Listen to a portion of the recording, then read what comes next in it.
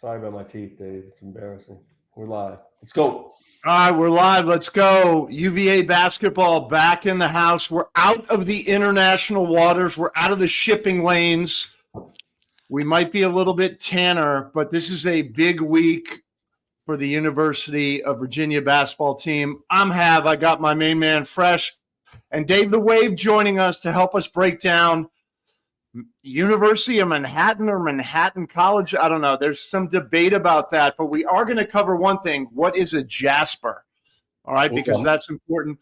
Fresh texted me, said, find out what this is. I've done a really deep dive. I am Jacques Cousteau deep on this right now. It's going to be mildly informative, but definitely entertaining. Who's coming off I don't want to call it a disastrous trip because I don't think we went in with like really high hopes, but maybe a disappointing trip coming out of the Bahamas. I think there's a lot of kind of lessons learned. Both teams, Manhattan and UVA, 3-2 on the season. It's a battle of the 3-2 teams. Let's be honest, we should beat this team, but hey, we've actually got to do it. Fresh, I'm going to throw it over to you. I'm going to do a little segment right now called The Good, the Bad, and the Ugly. Coming out of the Bahamas trip, just the Bahamas trip. What's the good? What's the bad? What's the ugly? I'm going to say the good is Coach Ron Sanchez and staff has a lot of things to figure out. And I think that's good. I didn't see them particularly get, wide-eyed or whatever. I think they coached. I think they did the rotations. I think they searched for things. I think they did things differently a little bit, differently in terms of rotations that maybe would have usually happened. I think that's good. I think that's good for those coaches to have those lessons. The bad part of it is, a couple guys didn't really make shots. One guy did, Rhodey. But, a couple guys had big games against, less like a Manhattan-type team. Then you go in there and you see what's real in St. John's and Tennessee, not in that order. The ugly to me is, are we tough?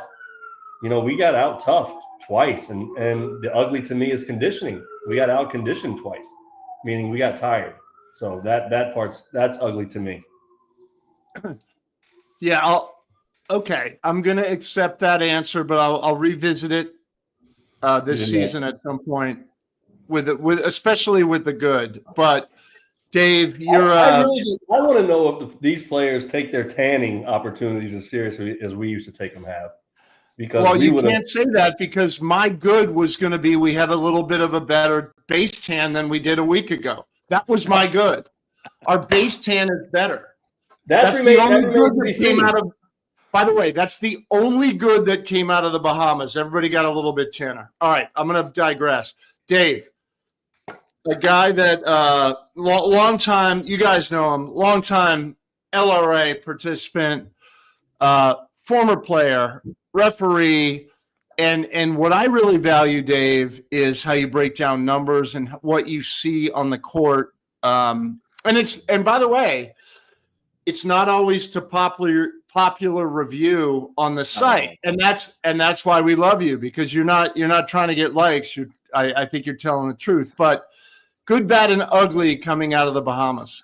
Yeah, I'll say two parts to good. I think I mentioned it on LRA too, but I remember when I take soccer teams to tournaments, I tell them to stay out of the pool in between games because swimming definitely tires your legs out and tires your body out. So my good that was probably all it was, is that they spent too much time in the water. I saw the videos of even Elijah jumping in the water, right? So I'll assume it was that took their legs out. So that's good. The other good I liked was obviously Kofi getting baptized against men against St. John's in Tennessee. I liked the fact that so far Sharma, Kofi,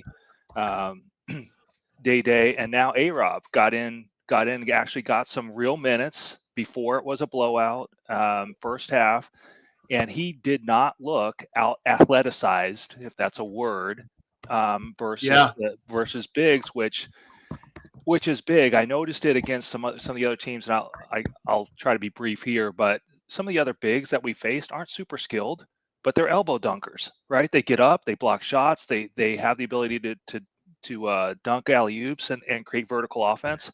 A-Rob drew like 3 fouls in 5 minutes, something like that. So so that was good for me. I like playing the young guys early. Yep. Bad pace. Say it again. You've said it. We might be running a different offense, but is it really different when it's the same result? We're dead last in the country again after 5 games. Wow. I We're don't realize that. we're doing like a half a possession faster than last year, and it's still dead last, right? Manhattan's 150th, and they have 10 possessions. So they're 150th in the country, something like that. Still 10 possessions more a game than us, right? So I'd like to see us initiate offense faster. The ugly, I was watching, I'm just like you. I'm a Celtics fan, watching NBA games, but even watching Maryland leading up to this game against Manhattan, the first game of the year, Maryland got 10, 12 points just on rebounds or made baskets, pushing the ball up the floor and seeing if they got back. And 5 or 6 times, Manhattan simply didn't get back, and they got buckets or got fouls. And we see that in the NBA all the time, just pushing the ball. I would love to see whoever it is outside of our center. We know Saunders can do it. We know Power has shown that he could do it in the past, but definitely any of the wings, any of the guards can do it. Rhodey can do it. Day can do it. Isaac can do it. Push the ball up. So that's the ugly to me is the lack of initiating the ball up the court and testing the defense and seeing what we can get from an early offense, because we've seen we struggle against set defenses. Yeah, get it. So I'll be brief. It's hard to go third. Number one, we have better tans. That's the good. The other good, I think, was, and Dave, you mentioned it, A-Rob is in. He's active. We don't need to park him in an ice cave all year and try to drag him out we have 2 games in a row, Manhattan and Holy Cross. Let's put him in there and let him unleash a little bit. We're going to beat these teams. We're going to win. So let's see what he can do. The problem is with an interim coach, you can't really experiment. And that's what kind of worries me about that. The bad for me, and I said it last game, offensive rebounding and turnovers, really gross. We should be better. I know we faced really good teams, and people will come at me and say they're this ranked and this ranked. Hey, at the end of the day, you got to go catch the ball and protect it a little bit. So that was bad. As I think about the ugly, and this is going to be a critical comment, so who's got next can chastise me on this, but I was thinking about this today. We missed out on Khan. And Dave, look it up. What's Khan averaging right now? He's actually not been shooting well since the first game. First game against Maine, he shot really well, but he's averaging about 12. Okay, so he's averaging 12. If Khan played for us, he'd be playing sparingly and averaging 6. Because that's how we do it. So my ugly is that I really want to end. I really, really want to end this, parade of suppressing instinct. I want to unlock instinct. And even though we have Ron, who's different than Tony, and I know I don't think you have to choose between offense, defense. I want to unlock instinct this year. Let guys play a little bit. A wide open 3 in the secondary break for IMAC with, 25 seconds on the clock is a good shot for us now.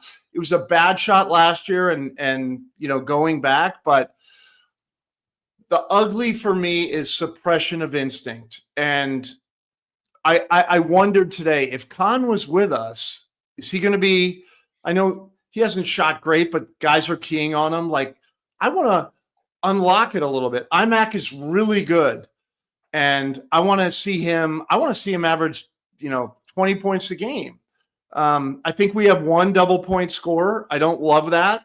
We should have a couple. Manhattan has Dave, correct me if I'm wrong, 3. but 2 to 4, right in that 9 to 11 range. They got a bunch of guys, and you'll correct me. But I want to see us loosen the reins. We all love Tony, but I really want to see people go back to instinct instead instead of system. So that is my ugly. All right, Fresh, we're going to move on. Manhattan University, Manhattan College, like where are we? And did we play them when we were at UVA? Yes or no? You know we played them. It's located in Riverdale, the Bronx. Believe it or not, I have two people I work with or around whose kids are at Manhattan College now. It's a pretty good spot to go for kids from like northern New Jersey and New York City. Yeah, Riverdale's a great city, by the way. It's the old Rockefeller getaway from Manhattan. Did we practice there one time for the NIT? Nope, not at Manhattan College. We were like at Baruch or somewhere. Oh, okay. So we played Manhattan. They had their best year ever under Fran Fraschilla. Yep. Who's an ESPN guy, I think now. And he was like a young coach trying to be like a Coach Cal type thing, who we played Cal the next game. We played them in the first round, 1993 NCAA tournament. They had a big guy that was really good in the guard, somebody Williams, who does their radio now. But they were a really good team, but they were kind of just happy to be there. NCAA tournament in Syracuse, and we beat them and then beat UMass the next day. They were, we were really good. They were just happened to have made it. Yeah, we were good. And we got, if you remember, Fresh, we got snowed in for like 2 extra days. Do you remember? There was that big blizzard.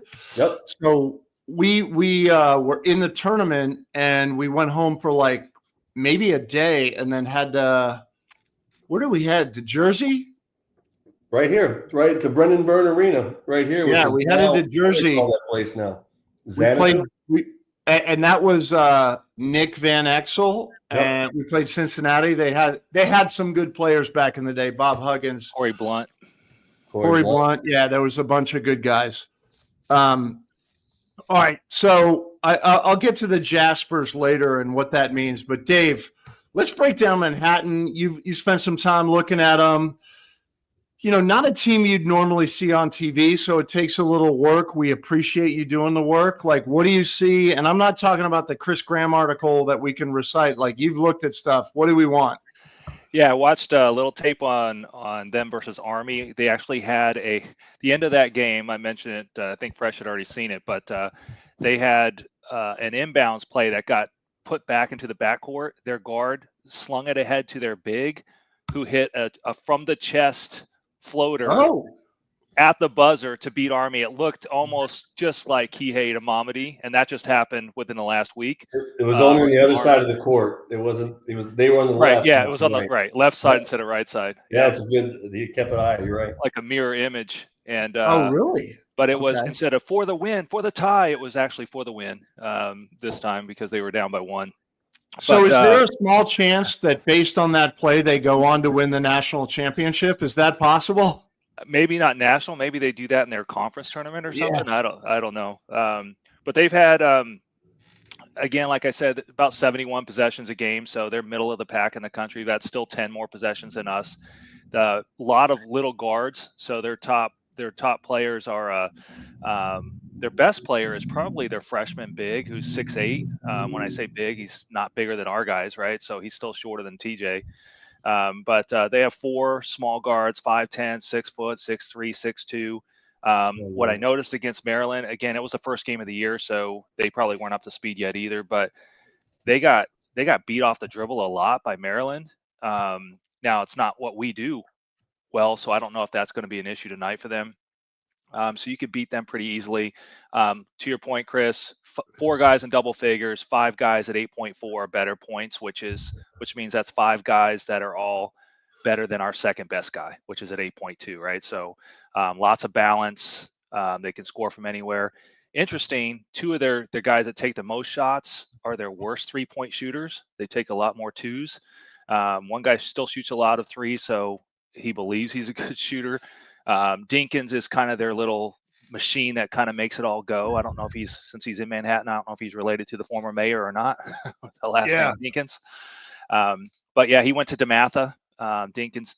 Sorry, Dinkins that didn't. Matters. Sorry, that's Winston. Winston, their other little guard. He's also scoring 10 a game. But they do have 3 guys shooting at 40%. They have 1 guy shooting at 53% from 3. So they will shoot it. 23 attempts a game from 3. That's been our kryptonite in the past when we come up against a team with a bunch of small, fast guards that can shoot it. So we're going to have to definitely get out there and probably get them to our bigs inside where they don't have a size advantage. I did notice their bigs are not. They're not that big. They're not that skilled. They got dominated by Maryland's bigs inside. Derek Queen, which we know was a top. So do you think they? So this is a thing that I've had when you are outmatched, man to man. Do you go to zone? Are they going to play zone against us? And by the way, I would ask the same question to Ron when we play Duke. Like, are we going to try to match up and lose by 20, or are we going to throw a wrinkle? You know what's funny? I'm going to interject here because I watched the entirety of the UConn Memphis game yesterday. And have you nailed it? Ball security, both those teams were on each other, especially Memphis, ball pressure, whatever. The UConn kids handled it pretty well. I have no idea what the turnover numbers were in that game, but both teams handled it very well, and the game was nonstop. I saw UConn when the Memphis kid, Tyrese somebody, was kind of going off, and all the things were working for Memphis. Coach Hurley switched defenses 3 times in the second half. Yep. Man-to-man, 1-3-1, some kind of a weird inverted 2-3 turning into a 3-2 and kind of a matchup thing. And it had the kid Tyrese, who was unconscious, right? 7 for 10 threes, maybe. You're coming down and looking and not recognizing what defense it is, right? They know what our defense is going to be every single time. Yeah. So here's a big point of contention with me, and I'm glad you brought it up, Fresh. And we won a lot of games against Carolina and Duke. I don't know what our overall record was. It probably wasn't awesome, but we beat teams that were better. We win at home and lose on the road. We were straight 500. Carolina had an edge on us for sure. Yeah, but when we were outmatched, we went to a zone, and that's not what we did normally. Yep. That's not how we played. But our coaches, I think, recognized, hey, they've got 4 or 5 McDonald's All-Americans. We've got a couple guys that were nominated. So let's play zone, and we would beat them.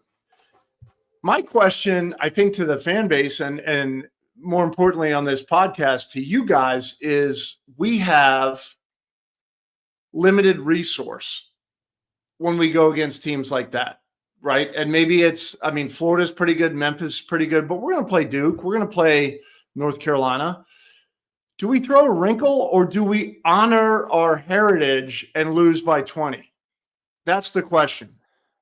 That really is the question because are we going to lose by 20? We're not going to lose by 20. Or whatever. We're going to, if we try to match up with Duke, right? Literally, they're better at every position. Well, that's what I hope the staff, a first time without Tony on, with these guys, with Jason as a coach, Jason and other guys, Ron was his own head coach. Let's see. I want to see how they respond. I'll tell you what they're doing tonight. I just got a starting lineup of Day, Imac, Saunders, Blake Buchanan, and A-Rob. Kofi. Rhodey. Huh? Rhodey. I got Rhodey starting. Tower. Okay, that's fine. Rhodey's good. Let me ask you, how did Rhodey shoot the ball in Bahamas? Pretty well, right? The last 3 games. He shot it well. He did. Where did he do that? From coming off the bench. I don't know why you mess with that. Yeah, you've been a big proponent. You've been a big proponent of Rhodey off the bench. I agree with you. And by the way, I can speak to this with authority on my dad, who was a 6th man, but it doesn't matter who really starts. It matters who finishes, and it matters who plays minutes. So if Rhodey's doing good off the bench, maybe you don't mess with it. But I also sympathize with Ron, who doesn't have time to develop, and he's got to just try to win. So if we win by 8 tonight, say we win by 8 points against Manhattan, right? We should beat them by 25 in a pickup gym. We beat them by 25. Right. Does the interim tag hang on there? But what I really want to see is freedom. And I do think Ron, Fresh, to your point, has opened up the freedom. but I still think it's within the confines of like the Tony umbrella to a degree. Like I want to see guys take open shots. And Fresh, you were better than this than a lot of guys. The most open you ever were is when you caught it. When you caught the ball, like you weren't gonna like jab step and beat Kenny Anderson off the dribble or anything like that. Like you would let it go. And I want to see that, but it's an interesting conundrum, and it goes to my bad thing that I talked about earlier, which is just the suppression of instinct. And that instinct, Dave will know this. Watch our guys, like you feed the post, which we rarely do to start, but watch. I saw a play the other night, Ty Jerome. He may have fed the post, and he quickly skated to the corner where the post guy could see him, and his guy hedged off. The guy hit him. You know, you watch Steph Curry, who's the master of moving at the ball. I feel like our guys stand a lot, unless you're told, "Hey, run off of that screen and curl this way." When there's something going on, everybody's standing. But if you feed the post and you skate, right? Well, out of the eyesight of your defender into the eyesight of your post guy. And it's little nuanced things like that I think we could be better at, to your point of what do you say, playing freely or playing to your skill set. Well, I think go ahead. Go ahead, Dave. Go. I was just going to say, to your point, when Ty made that move, he made it in such a way so when the pass happened, he caught it in his pocket and shot the ball. Yeah. He was always going to be ready to shoot the ball. It wasn't, let me just make the cut because the offense tells me that's what I'm supposed to do. And I think, to your point, we look robotic out there. Let's make that next pass because that's what the offense is supposed to do. Freedom of movement. To the point of the starting lineup, if I'm watching Virginia, I'm pressuring all day long, all the way up the court, and they have those 3 or 4 really small, really fast guards. So I bet you starting, yes, Power has been playing better, but they need that extra ball handler right away, or else they're going to be in trouble against that pressure. So if they can move that ball up, feed the bigs off the break and actually punish them, then that would be interesting for me to see if they actually try to do that today. Because me and Hal said the whole game. We've said it for the last 3 years. I think our bigger picture team issue is we must be the easiest team in the country to prepare for. Oh yeah. As a defensive team, the other team, right? Now the pack lines issues and people have problems with it. I get it. But to defend us, it's got to be like the easiest scout in the country, right, Ad? We say it all year, every year. Okay, so we have this in this game. We have a distinct size advantage, right? Guys are bigger. Blake, A-Rob, like let's pound it into the post, get some jump hooks, like Ted Jeffries jump hooks that go in. Like we should pound the post tonight. And if we don't, like I think that's a miss by our people. We should throw it into the post, run our offense out of the post. They have the biggest guy, 6'8", Dave. Is that right? Yep. Yeah. So like, we have big dudes that are strong. Blake should be battling for position and then demanding the ball and getting it and shooting a little baby jump hook off the glass. A-Rob can do it. Saunders can do it. Let's talk about TJ Power for a minute. I know everyone's kind of down on him, and I've been defending him for a long time. He's not a 3, right? So, can he play out there in brief like episodes? Yes, but like, let's get him. I would love to see TJ off the bench. Rhodey came in, gave us a good spark. I love it. I'm happy for Rhodey. I've been critical of that guy for a year. He's been our second or third best player this year. Wouldn't you agree? And I want to see guys, like we should go to Power, get him down low on a 3. Like, are you kidding me? That's like high school. And just put that in. So we'll see what happens. I'm optimistic. I think we're going to win. I have no idea what the spread is. But I don't really care about that. So. What is it? It's about 16. Okay. So like, I don't know if we, that's probably a good line for us, but I want to see us grow. The problem is when you have an interim coach, he's got to win. So when maybe a regular coach, a full-time head coach would say, let's develop some guys for the next, for the ACC season. I don't know if we see that. And I really want to see us develop. This is a team, unless they play zone, this is a team that we should just pound inside and just throw it into them, 3 out of 5 times down the floor, let the guys just score. Because I score 25 minimum in not counting fast breaks in the paint in the half court set. Yes. I hope everybody noticed my cinematography right there for everybody watching. I just had you solo on the front going through that diatribe of feeding the post.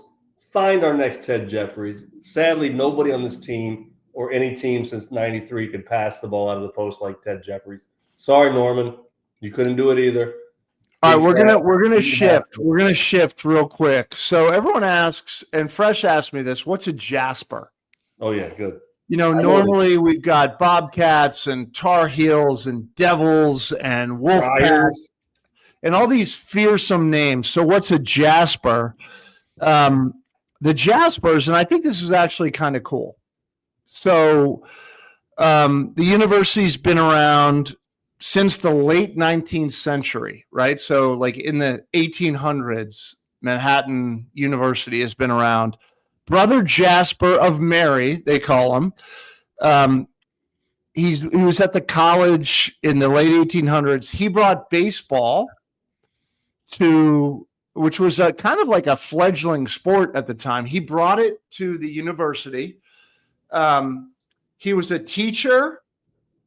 He was a coach. He brought baseball there. And he also was the first ever athletic director. So when people say, what's a Jasper? It was the guy's last name. And more importantly, and this is lasting, he was coaching baseball and students would come to the game and they would watch the game. And in about the 7th inning, they'd been having beers and eating peanuts and, whatever they were doing back in the day. They would get tired around the 7th inning. He is the father of the 7th inning stretch. So he would halt the game. He would halt the game and come out and say, everyone get up, stretch, do a little. So now we have the 7th inning stretch, which is universally recognized in the major leagues, college, even down to like high school baseball. It's only a 7-inning game, so I can't go high school, but he is the father of that. So the Jaspers are named after a guy who literally invented the 7th inning stretch, which, by the way, if anyone's watched, and I do this all the time in the summer, we watch Red Sox. we watch the Red Sox game. When we get up, we stretch, we get some chips, we get up, throw a couple more hot dogs on the grill. Father Jasper, inventor of the 7th inning stretch. All right, with that little history lesson. That's the greatest. I wish you'd have written one of your research papers on that. That was I knew the first part. I had no idea about the 7th inning stretch. Side note, an addendum, Harry Carey invented Take Me Out to the Ball Game for the 7th inning stretch, just so you know. Oh, yeah. I'm dying with that. I'm dying on that hill. Okay, good. All right. So now we're about to tip, about to go live. I don't even know if this game's on TV. We'll probably have to all illegally broadcast it from ACC network. We're good. Yeah, we're good. Oh, we are? Okay, good. Let's talk about predictions, score, and MVP. So, Dave, I'm going to start with you. I think tonight it's got to be Elijah Saunders. He's finally got to show that over the next few weeks that he is who we need him to be, which is our leading scorer and our leading shot taker. I was looking real quick. We don't have a guy even attempting 9 field goals a game yet. Not even attempting 9. So he's second to IMAC, but he's got to go get 15, 16 tonight, and it's got to be efficient. It's got to be something like 6 for 10, 6 for 9, something like that inside. He could hit a couple threes, that's fine, but I got to have him. And what do you have for the score? What do you have for the score? 70-58. Oh, UVA. Yeah. 70-58. Saunders MVP from DTW. Fresh, what do you got for us here? he just made me think, man. If I could write a letter to my 21-year-old self, but myself is Isaac McNeely and not Doug Smith, I would literally say, shoot the ball every time you touch it. He's not coming out of the game. He's not going to not start the next game. He's not. I would just go nuts. I know Isaac, and I know the family. He wants to win. He wants the Who's to be good. He takes it very seriously. He's probably been very hard on himself.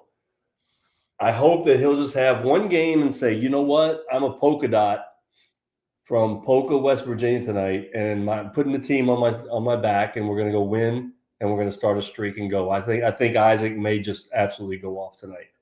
Okay, don't expect him to have a good tan. I don't think he tans well. No, I mean there's a lot of people. We were special on that. Yeah, I mean I appreciate a good tan, but Fresh, what's your prediction score wise? I know you're going UVA. Oh, we're not going to cover. It's going to be 75-60 Virginia. But sorry, Dave, you kind of took what I was thinking. You guys are close. Yeah. That's a 16.5 point. I don't know the overall number, like the 125 over under type thing, but no, I think you guys are both directionally right. I think so. If we're doing MVPs first, I think they're going to try to get TJ going a little bit when he comes off the bench. I think he's going to be the MVP. I think he's going to have like 14 tonight, and I think we're going to win. I don't want to copy anybody. I'll go a little higher. I'm going to go 78-65. all right. So we basically all did that. We're all pretty close, which just means we're definitely wrong. That's how it goes in this game. But all right, let's go to it. Thank you guys for joining early. We'll be back at halftime and post game. Locker room access, UVA. Let's go Who's. Let's go Who's.